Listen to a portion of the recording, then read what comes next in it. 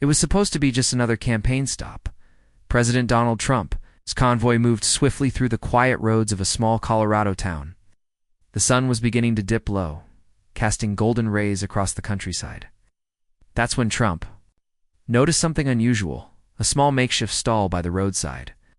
Tucked under a tree with a hand-painted sign, "Fresh lemonade. Support a veteran. Stop," Trump ordered. The Secret Service exchanged glances. "Sir, I want to stop." "Just 2 minutes," Trump insisted. The vehicles halted abruptly. Trump stepped out, leaving a trail of stunned silence behind him. People peeked out from nearby homes, watching in disbelief. The stall was modest wooden planks nailed together, a jar full of change, a jug of lemonade, and paper cups. But what caught Trump's eye wasn't the drink. It was the man behind. The counter, lean, sunburned, in his 50s, with piercing eyes and a firm jaw. He wore a faded denim shirt with an old Air Force patch sewn onto the shoulder. "Hot day," Trump said, approaching. "Mind if I have a glass?" The man nodded, not blinking. "It's free for a fellow American." Trump chuckled. "I insist." "On paying." The man looked at him carefully, then poured the lemonade. Trump took a sip and smiled. "Best I've had in a long time." There was something about the man, silent but composed, strong yet weary. "What's your name?" Trump asked. "Ray Dawson," the man replied. "You served?" Ray's eyes flickered toward the patch. "A lifetime ago." But Trump sensed there was more. Something deeper behind that patch. Something that wasn't just a decoration. He didn't know it yet, but this small stop would change both their lives. Trump leaned against the wooden stall, watching Ray with growing curiosity. He wasn't like most people who became tongue-tied in front of the president. Ray was calm, collected, almost guarded. "You were in the Air Force?" Trump asked, motioning to the patch. Ray gave a half-smile. "Flew. Retired early after my last deployment?" Trump raised an eyebrow. "Why a roadside stall, Ray?" Ray looked out toward the horizon. "Because it keeps my hands busy and my memories in check." There was a long pause. Trump looked around. No campaign banners, no press cameras, no microphones. Just wind and silence. Ray continued. "I didn't set this up to make money. Most folks pass by. But every now and then, someone stops and I get to remember who I was." Trump leaned in, genuinely intrigued. "What happened to you, Ray?" Ray hesitated, then wiped a cup. "Let's just say I came home with all my limbs, but not all of me made it back." That line hit Trump hard. Before he could respond, Ray handed him a folded paper napkin with a handwritten quote, "A soldier doesn't stop serving when the war ends. He just serves in quieter ways." Trump folded it and tucked it into his coat. "Ray, you might be serving more people than you think." As he turned to leave, Ray said softly, "Mr. President, don't forget the quiet ones." Trump paused, glanced back, and gave a nod. The lemonade was good, but the man behind it was unforgettable. Back inside the vehicle, Trump sat in thoughtful silence. His aide, Jason, leaned in. "Everything okay, sir?" Trump didn't respond right away. He pulled out the napkin Ray gave him and read the quote again. "That man, Ray Dawson. I want a full background check." Quietly, "Sir, I just feel like there's a story there, one worth knowing." As the motorcade resumed, Trump's team began digging into Ray's past. What they found was surprising. Multiple commendations, air medals, Distinguished Flying Cross. But after a mission in Kandahar in 2007, everything stopped. No more promotions. No clear discharge record. Why would someone with that record end up here? Jason muttered. Trump leaned forward. Something happened. Something that didn't make the papers. That night at the hotel, Trump couldn't sleep. His mind kept returning to Ray's tired eyes and steady hands. The next morning he called. "The press team, we're canceling today's photo op." Jason looked shocked. "We're going back to the stall?" "Yes," Trump said firmly. "He served this country. I want to hear the whole story from him." When Trump arrived the next day, Ray looked stunned. He stood still, a cup half filled in his hand. "You came back," Ray said quietly. "I had questions," Trump replied. "If you're willing to answer." Ray motioned to the old crate near the stall. "Take a seat." Trump sat down. The Secret Service kept their distance. Ray exhaled slowly. Kandahar, 2007. We were transporting wounded soldiers, mid-flight. One of the engines failed. We were going down fast. Trump listened, his eyes locked on Ray's. "I diverted the crash, saved everyone. But in the process, we lost cargo, classified equipment, things the Pentagon didn't want explained." "Is they blamed you?" Trump asked. Ray shook his head. "They thanked me in private, buried me in silence publicly. Said it was easier than admitting the cargo ever existed." He chuckled bitterly. "A medal, a handshake, and an early discharge." Trump frowned. "And that's it? That's it?" There was a long pause. "I tried to fight it," Ray said quietly. "Tried to speak out. But it cost me my clearance, my pension, even my house." He looked down. "So I built this stall. And I served the truth, one cup at a time." Reaching under the wooden crate, Ray pulled out a worn tin box. He opened it carefully, revealing a dusty medal and a folded letter sealed. With an official stamp, "This is all I have left to prove. I mattered." Trump picked up the medal, brushing the dust from its surface. "This is the Distinguished Flying Cross." Ray nodded, received it privately. No ceremony, no cameras. Trump unfolded the letter, confirmed the story. Heroism, sacrifice. And one line redacted in thick black ink. Contents of aircraft. Classified pilot actions, saved lives. Trump closed the box gently. This isn't right," Ray smiled faintly. "Welcome to the side of the military no one wants to talk about." Trump stood, his jaw clenched. "You're a hero, Ray. You deserve better." Ray shrugged. "Sometimes lemonade and quiet are all that's left." Trump placed the medal back in the box and handed it to Ray. "No," he said, "not anymore." Later that night, Trump made a call to the Secretary of Defense. "There's a man named Ray Dawson," he said. "I want a full review of his discharge, his medals, his pension, everything." "Mr. President, with all due respect, I said everything." The next morning, Trump called his speechwriter. "Rewrite tomorrow's speech," he ordered. "I'm telling a different kind of story." Jason, working nearby, looked up. "What are you planning?" Trump tapped the napkin Ray had given him. "I'm going to give a voice to the ones who were silenced." Jason gave a slow smile. "That's going to shake a lot of people."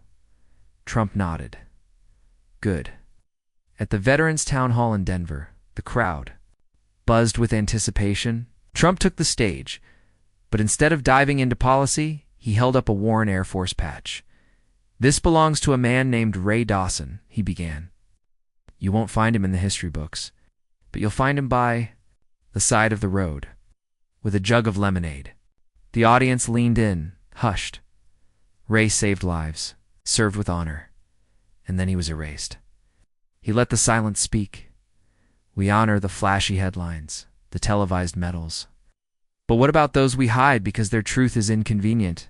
Trump held up the napkin. A soldier doesn't stop serving when the war ends. He just serves in quieter ways. The crowd rose to their feet, thunderous applause echoing through the hall. Veterans in the front row stood, saluting. Ray watched the speech from a small TV in the corner of a gas station. He stood frozen, a paper cup in hand, tears rolling silently down his cheeks. A local woman passing by said, "That's you, isn't it?"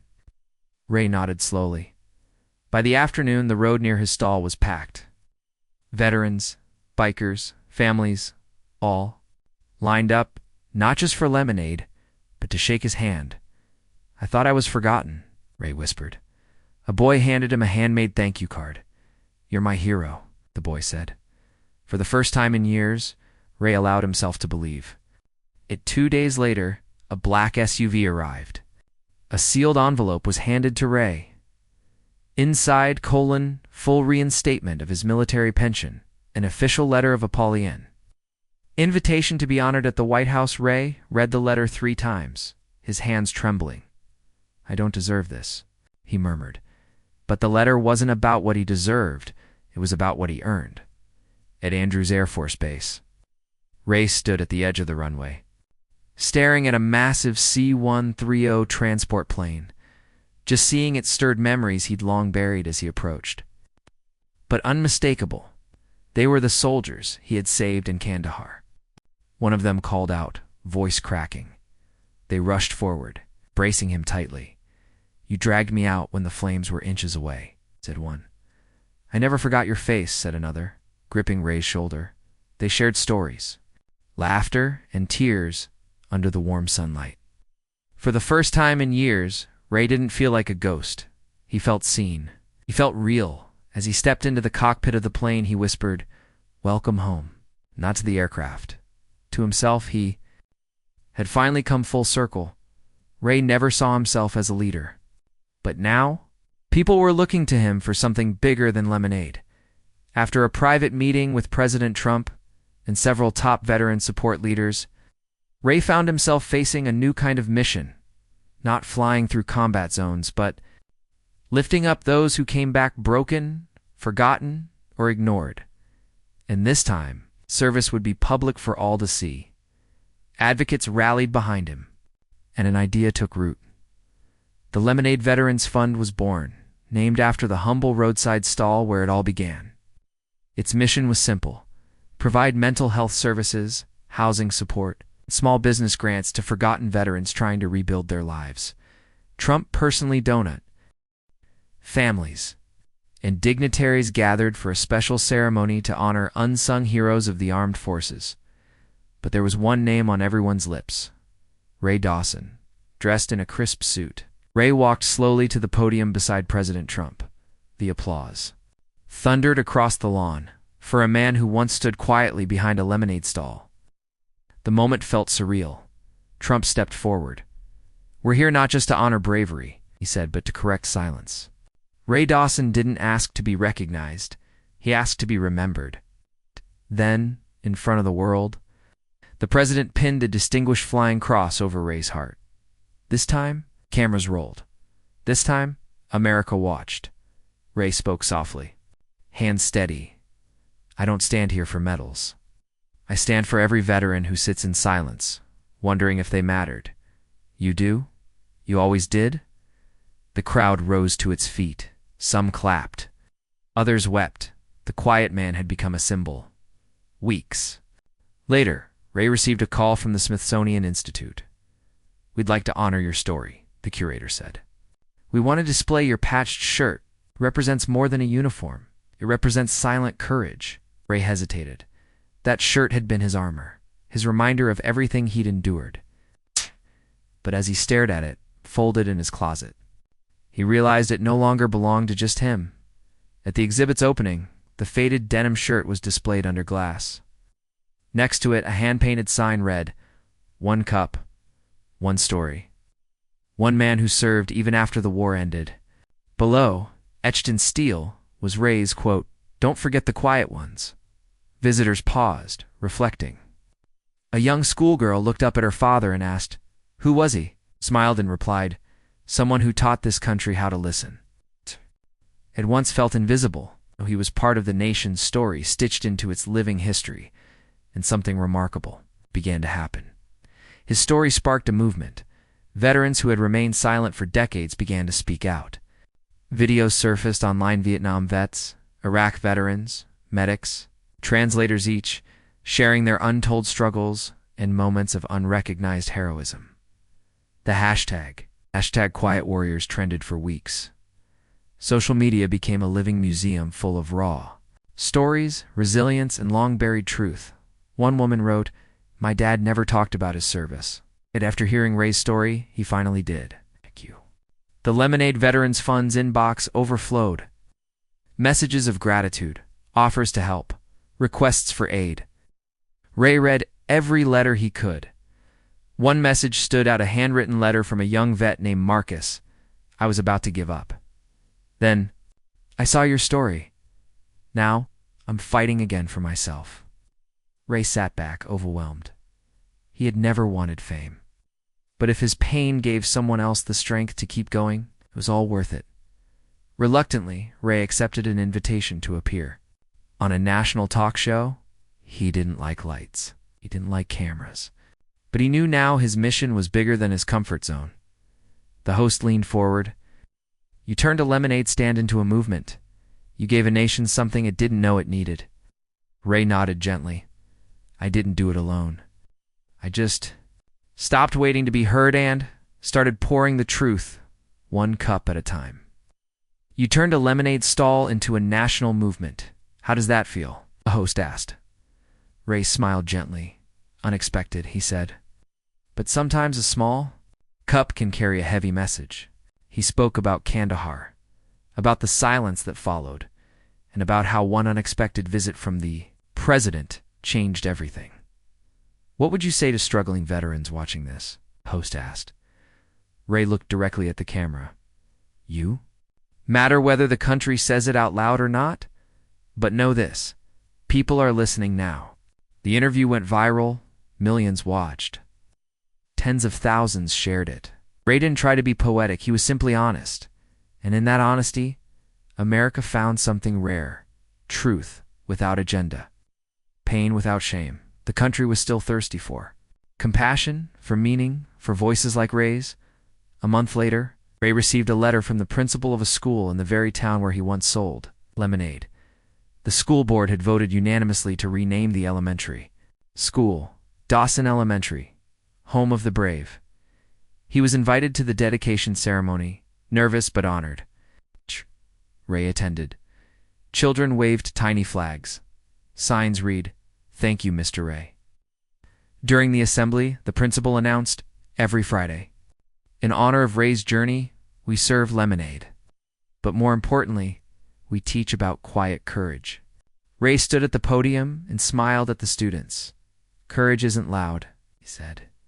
"It's doing the right thing when no one's watching." A young boy stood up.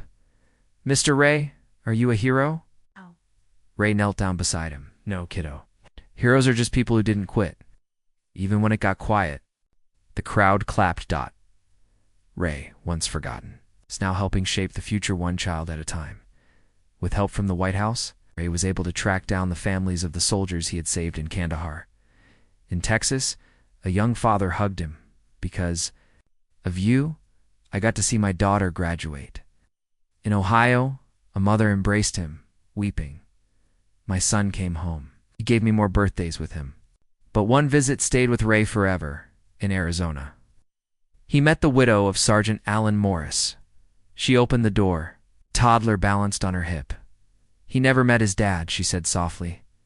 "But he knows the man who saved him." Ray broke down.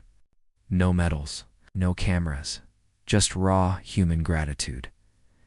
"Thank you for giving us more time," she whispered in those quiet living rooms. Ray found a kind of healing no parade could offer.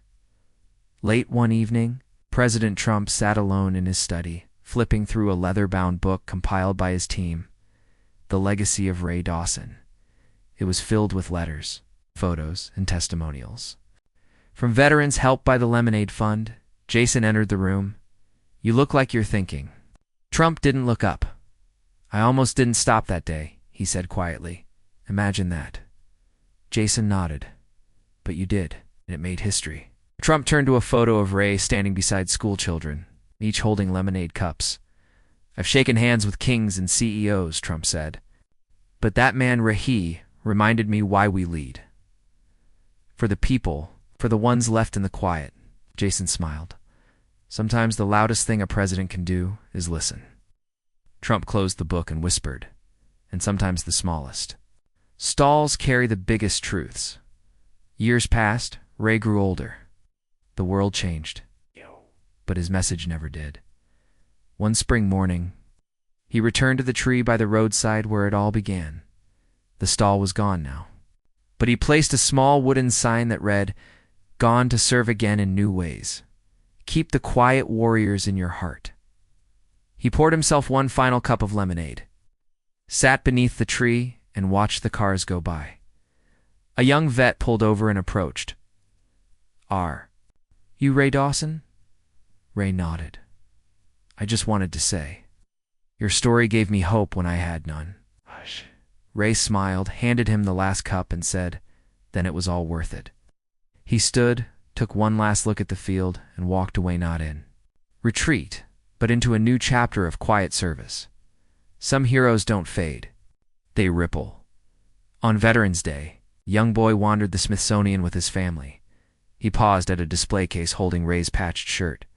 "Who was he?" he asked. His mother knelt beside him, a man who taught us that courage doesn't need applause, just truth. The boy stared at the patch, then stood straight and saluted. Outside, a street vendor handed out lemonade in Ray's honor that year. The sitting president gave a speech. "We remember Ray Dawson not just for his bravery, but for reminding this nation of those it forgot. We remember those who serve in silence, heal in solitude, and never ask for praise." Flags waved, people clapped. But elsewhere in quiet spaces, on porches, in veteran halls, under old trees, cups were lifted in silent tribute because one man showed the world. Sometimes the smallest voices carry the loudest truths.